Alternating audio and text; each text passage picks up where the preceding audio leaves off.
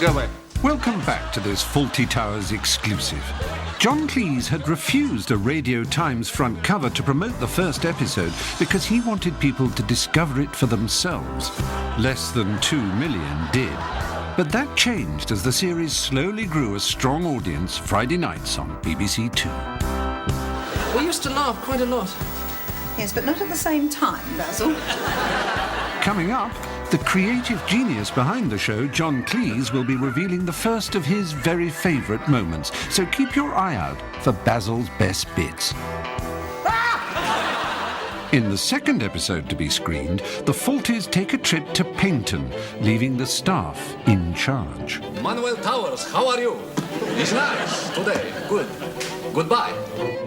Whilst Basil and Sybil are gone, some Irish builders arrive with predictably catastrophic results. Polly's been put in charge of overseeing some building alterations, but she falls asleep, and during the period she's having a brief nap, and my God, that woman is so overworked, the hapless builder bricks over the entrance into the dining room. Polly, what have you done with my hotel? Polly, what have you done to my hotel? What? Look! Oh, it's nice. I like it there. Look! You're hurting me. What have you done with my dining room door? Where is it? Basil treats women so badly, not just by his general incompetence, but he actually is prepared to fight them, physically fight them. Well, I mean, is that acceptable? I just think he's a misanthrope, generally. I mean, men, women, what have you. There's so much rage in him. Oh, of course! There I was thinking it was your fault because you've been left in charge, or Manuel's fault for not waking you, and all the time it was my fault. Oh, it's so obvious now. I've seen the light. Well, I must be punished then, mustn't I? You're a naughty boy, Fawlty. Don't do it. What am I going to do? She's going to be back at lunchtime. Now, wait. Look, I'm a dead man. Do you realise? Easy. You're dead too. We're all dead. Don't panic. What else is there to do?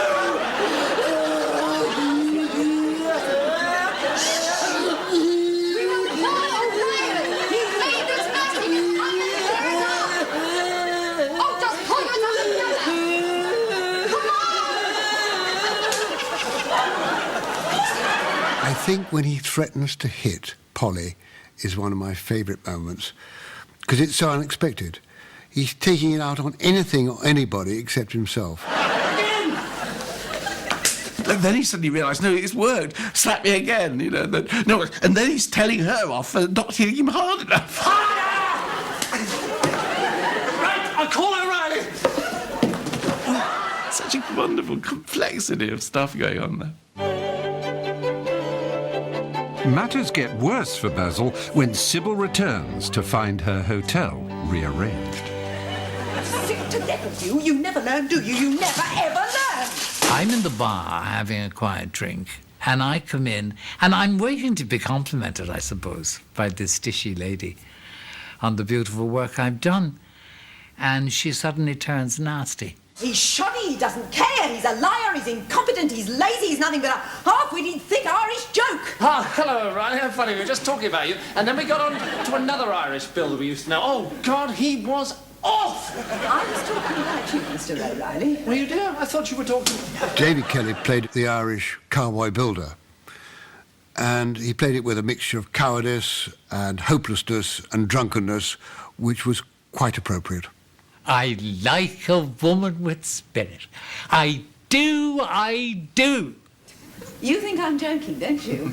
Oh, don't smile. Why are you smiling, Mr. O'Reilly? Well, to be perfectly honest, Mrs. Fawlty, I like a woman with spirit. Oh, do you? Is that what you like? I do. Oh, good. I like bashing him over the head. What did I bash him over the head with? Now, Sybil, that's enough. She beat us up with an umbrella. Come on, then, give us a smile. Nice to be able to let go and have a bash, literally. Now, collect your things and get out. When she flouted me and John, we really felt it, you know. I shouldn't bring it up because poor Prue, she wouldn't have intended to do so.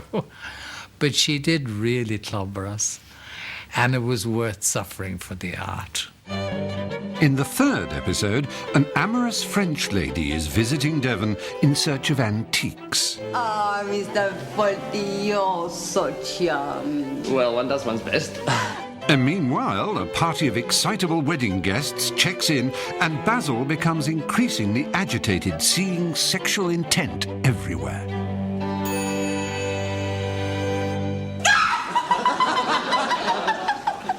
Are we ready? I think we are, yeah. Well, may I have your name, please? Yes, it's Bruce.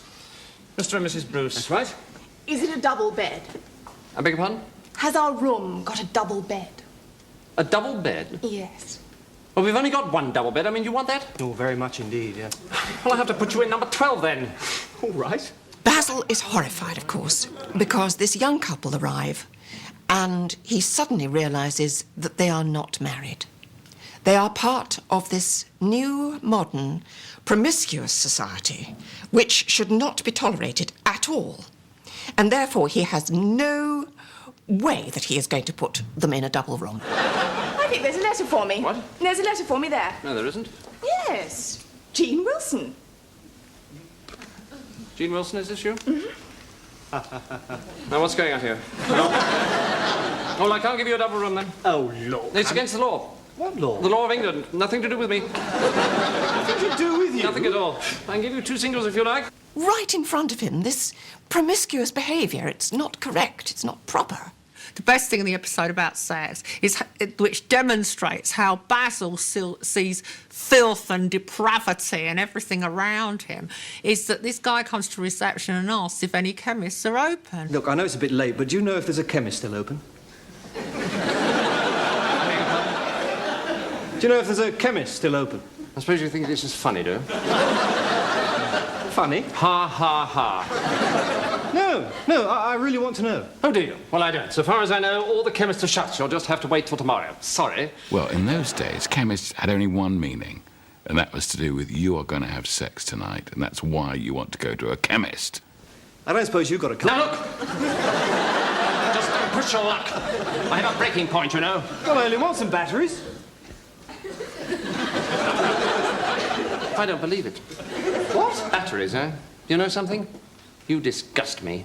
I know what people like you get up to, and I think it's disgusting. What are you talking about? I want some batteries for my electric razor. I want to shave. Oh, yes? Yes, I haven't shaved today. Look, see? Electric razor, huh? Right. Well, that's what I was referring to when I said it was disgusting. It is, of course, disgusting that you haven't shaved, but understandable. I mean, sometimes I don't shave either, and that's disgusting, too. So I shall have the razor sent up to your room straight away. Thank you so much. Good night. And it's in the wedding party that we find the first of Basil's best bits, the favourite moments personally chosen by John Cleese himself. Once Connie and I had observed what Prue was doing with the role of Sybil, we took great pleasure in writing just little bits of dialogue where she could go on being Sybil and Basil would be in the background, of course, becoming exasperated. And I'm very fond of this very quiet little scene.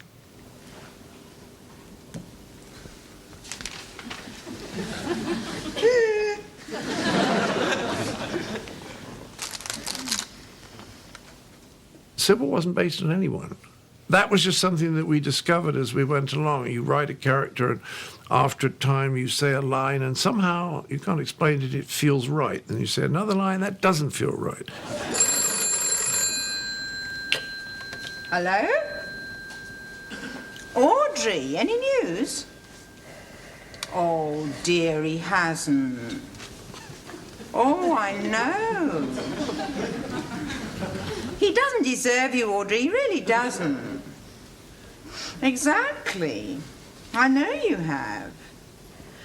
I know. I know. Oh, I know. Are you going to go like that all night? What was that, Audrey? Oh, I know. I know. Well, why is she telling you then? I understand you. I really do. Oh, I can't stand it anymore. I don't clean the roof or something.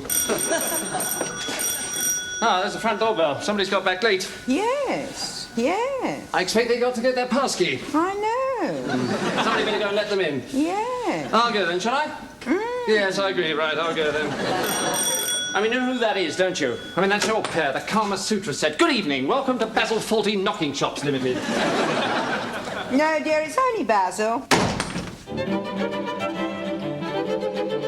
Our next celebrated scene from this episode comes after John's first favourite, and it's when Basil finds himself the focus of a flirtatious French guest. I love Chopin. French?